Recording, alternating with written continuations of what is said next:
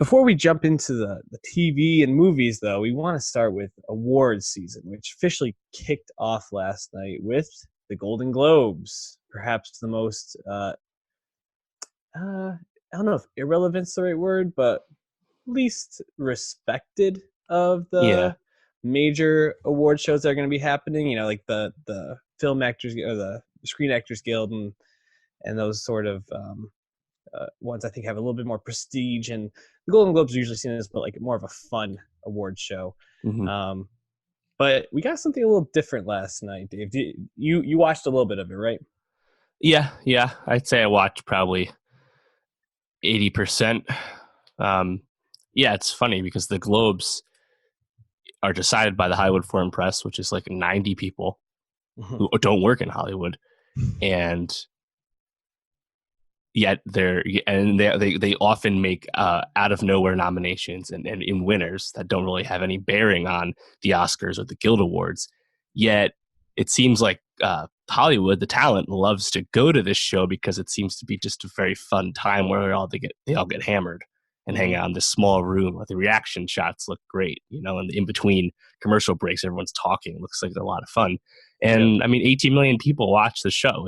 It's kind of funny the the galaxy brain ass cachet that the show has. But Oscar voting I think ends tomorrow, so this is kind of the last impression some voters will have in their mind if they, for some reason, are waiting till the last second to vote. So Yeah, it's weird. and it's pretty funny that, as you said, it's this group of 90 people, not in Hollywood, but somehow are now shaping the narratives leading up to the Oscars with their choices that don't always reflect what the Oscar voting body is going to be doing themselves. So it's always fun to be reading the articles and the takes the day after the Golden Globes. Yeah, it's so funny. Like, I just couldn't help but think of when Taron Egerton won for Rocket Man, movie we love, great movie, but Yep. he's not going to get nominated for Best Actor. But he actually won one of the Best Actors at the Globes. It's like, we've seen this before. This is Aaron Taylor Johnson winning for Nocturnal Animals. This happens from time to time. But it's so funny. Everyone's like, what does this mean? Is this a new bellwether for Rocket Man at the Oscars? My column. It's like, no, you don't pay attention, do you? Yeah, no, it's certainly. I mean, some of the things they get right, like there's certainly a correlation, I think, between the writing award that they give out, like that went to Tarantino last night, and Mhm. usually whoever wins that writing award will also win at the Oscars. But for the acting and for the other categories, it doesn't always translate. So just always funny to kind of see what comes out of it. What are the narratives you are paying attention to that came out of last night? What kind of raised your flag, or do you feel like is indicative of what's to come for the Oscar season?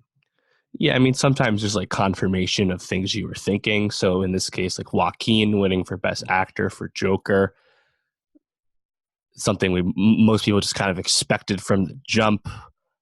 I think the only really top contender had been Driver for Marriage Story this whole time, and it does feel like he's in that pole position. He's kind of just been the betting favorite the whole time, and I guess that hasn't changed at this point. Mm-hmm. Um, Same for Pitt, I think, with supporting yeah, actor. absolutely. Yeah. But then you look at what's it on Best Actress in a Musical or Comedy. Win goes to Aquafina. Aquafina is the only one in that class that even has a chance to be nominated for Best Actress at the Oscars. So I guess that kind of sets Aquafina up more for that fifth spot she had been kind of vying for with a bunch of other actresses. But Mm-hmm. yeah, just these little stuff like that. I guess the Rocket Man song might have the Yeah. leg up now. It did make, I mean, we already have the short list for a lot of those kind of awards. But I guess 1917 is probably the biggest talking point just because that was the most, I guess, out of nowhere, even though people had acknowledged that and Mendes were at least in play to a certain extent. But to see it win the two big prizes is interesting to me just because a lot of the conventional wisdom has been changing about late releases having awards impact because now the Oscars are happening a little earlier now. Mm-hmm. Movies not being seen until the end of December or even early January has not worked for just about every movie that's done this. Beale Street, a famous flop by releasing too late last year. Little Women's Coming came out on Christmas, but 1917 isn't going wide until this week. It's only been in like a dozen theaters to this point. but yet all of Hollywood has seen it and all of the HFPA have seen it. And I guess that's all it took. So I think this definitely, I mean, he was in Mendy's speech, right? Yeah. Thank you, because this is going to get people to show up and see our movie. So that was definitely the biggest thing to me. Do you know how many theaters 1917 is in right now? Is it 11? Yes, 11 theaters. That that's insane. It's also funny because people stay up to see this award show, and obviously like the last awards, most people are seeing this movie that they haven't even been able to watch yet. Most people have not been able to watch it getting rewarded. And it's kind of a bit of like a it's for like the people that aren't totally tuned in or just kind of watching for the fun of the award show. It must have been a bit of a head scratcher because it's like, oh, I didn't even know that this movie was out yet. Like I didn't. How are we Mm-hmm. awarding this thing that's not out? So, certainly I think it's worthy to note. I don't know if it actually means anything for the award season. I do think 1917 is going to be a movie that will be heavily nominated. And having not seen it, I would be surprised if it beat out things like Once Upon a Time in Hollywood, Marriage Story, a couple of these movies that we've been talking about. But certainly this is a good sign, and something, that a feather they can put in their cap. I'm not taking too much away from it though. How much credence are you putting in this as like really propelling it to the front of the line, making it a favorite? Yeah, I mean, from what I know, it's a very Oscar-y movie in terms of like the technical aspects of it and all that. But it's also not going to get any acting nominations and probably not going to get a writing nomination either. And those are like requirements Yeah, to get best best picture historically, especially the screenplay part. I guess the screenplay part's a little more likely, but um, yeah, I would be really surprised given how late it's been Mm-hmm. to really pull through, given the strong competition it faces. I mean, heck, there's even been a bit of a Parasite wave, and that was Yeah. cool to see Bong win for the Foreign Film Award, which is kind of annoying that Parasite isn't eligible for some dumb reason. But yeah, 1917. That's definitely the talk of the show from a Yeah, awards perspective. Bong had a great quote too from his speech Yeah. talking about how once you get over the 1 inch barrier of subtitles, you'll be able to enjoy all these other foreign films that you're not aware of yet.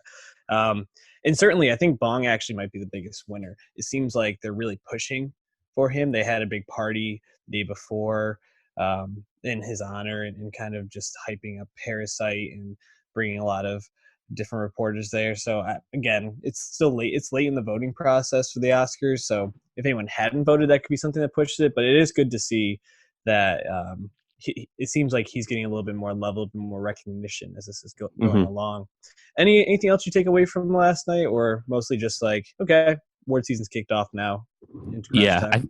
I think Missing Link winning Best Animated's not a bellwether at all. Cool No. to see. Cool to see Disney take the L there, but that's not going to continue.